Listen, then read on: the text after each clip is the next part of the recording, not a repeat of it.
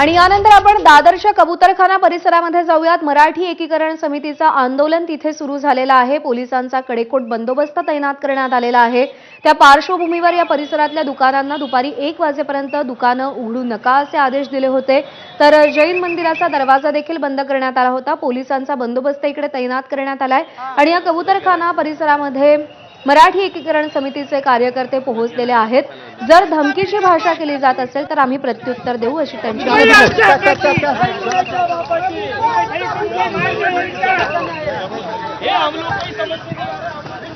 पकड़ रही है। हम जिसके लिए किसके लिए आए, हम लोग पुलिस को उन्होंने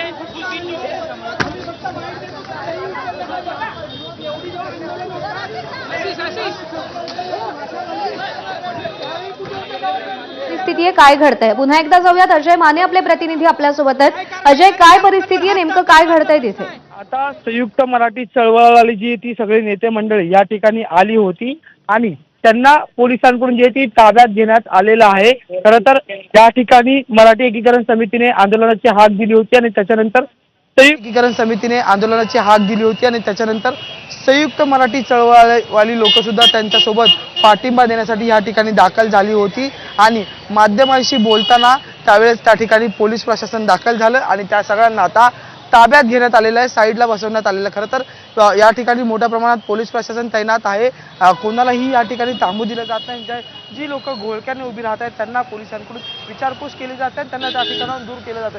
आपण जर पाहिलं तर वाहतूक पथक सुद्धा या ठिकाणी आहे, पोलीस प्रशासन आहे, दंगल नियंत्रण पथक या ठिकाणी आहे, राज्य राखीव पोलिसांची तुकडी सुद्धा आहे, सोबतच बेस्टचं जे आहे ते एकत्रित वेगळं पथक सुद्धा या ठिकाणी आहे। त्यामुळे वाहतूक विस्कळीत होऊ नये या अनुषंगाने सुद्धा लक्ष दिलं जातं आणि त्यासोबतच कोणालाही या ठिकाणी आंदोलन किंवा जे कोणी चळवळीतले किंवा मराठी या संपूर्ण आंदोलनाच्या मुद्द्यावर या ठिकाणी येत आहेत त्यांना थांबू दिलं जात नाही। पोलिसांकडून त्यांना ताब्यात घेतलं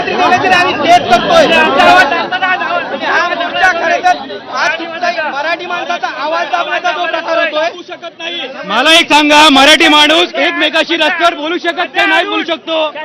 आम्हाला बोलायचा अधिकार आहे की नाही मराठी माणसाला एकमेकाचं? त्याच्यावर पोलीस आम्हाला धरणार का? म्हणजे आम्ही चालता फिरता बोलायचं नाही का? हा, आम्ही कुठल्या धर्माच्या विरोधात आहे का? आम्ही लोक मराठी माणूस एकमेकाशी बोलायचं दादर भाग आहे आमचा। कोणत्याही पद्धतीत हा विषय धार्मिक नाही, आम्ही तेच सांगतोय। हा समाजहिताचा प्रश्न आहे, त्याला समाजहितापुरता मर्यादित ठेवा। जर तुम्ही कुठचाही जातीय वाद निर्माण करण्याचा प्रयत्न केला तर इथला मराठी माणूस तुम्ही शस्त्र उचलण्याचा प्रयत्न करत असाल, बोलत असाल तर ते कोणावर उगारणार आहेत हे सांगा। आजचा आमचा प्रश्न आहे। आम्ही इथला मराठी माणूस दाखवतो की आमची छत्रपती शिवाजी महाराजांची तलवार उचलण्याची आमची संस्कृती आहे। तुम्ही शस्त्र उचलण्याच्या भाषा असतील, हे जे काय सर्व आहे हा प्रकार थांबले पाहिजे, आमचं हेच म्हणणं आहे। कुठेतरी प्रत्येक समाज, प्रत्येक इथे घटक आपापले ताकद दाखवण्याचा जो काय प्रयत्न करतोय, छुपा अजेंडा घेऊन मराठी माणसाला इथे ताकद दाखवण्याचा जो प्रयत्न होतोय तो थांबला पाहिजे, अन्यथा मराठी माणूस याच्या पुढे सहन करणार नाही। मोर्चा निघाला त्यावेळी देखील परवानगी नाकारली, पोलिसांना ताब्यात घेण्यात आलं। आज देखील मराठी माणूस त्यांना पोलीस नाकारतायत, ताब्यात घेतलं। प्रशासन मराठीच्या विरोधात आहे, आमचा हाच तर प्रश्न आहे। ज्यावेळी आमच्या मराठी एकीकरण समितीने मीरा भाईंदरला आंदोलन घेण्याचा प्रयत्न केला त्यावेळी नोटीस देण्यात आली, मोर्चाला परवानगी नाकारण्यात आली, परंतु हा जो परवा काय प्रकार इथे घडला, तिथे फाडलं गेलं, चाकू सुरे आणून तिथे तारपत्र्या फाडल्या गेल्या, मग त्यांच्यावर काय कारवाई केली हे गृहनिर्माण मंत्रालयाने जाहीर करावं।